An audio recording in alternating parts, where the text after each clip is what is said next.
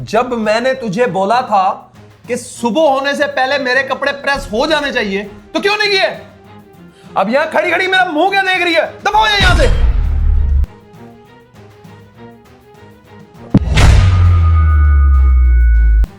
ये ले चाय।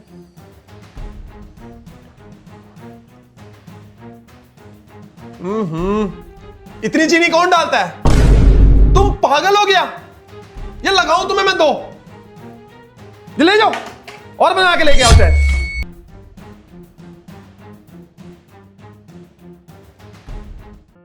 अम्मी, ये लड़का देखें, ये मैंने छोटी के लिए देखा है। नहीं बेटा, मैंने छोटी की शादी नहीं करनी। क्यों अम्मी, क्यों नहीं करनी?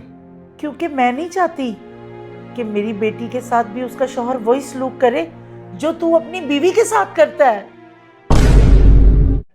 माँ बाप बेटियों को सब कुछ देते हैं, अगर नहीं दे सकते ना तो अच्छे नसीब। जो कुछ तुम अपनी बीवी के साथ कर रहे हो, कल को वो तुम्हारी बहन और बेटी के साथ भी होगा, तो तब तुम्हें कैसा लगेगा? बेटा, उस वक्त से डरो कि कहीं अल्लाह की पकड़ ना हो जाए।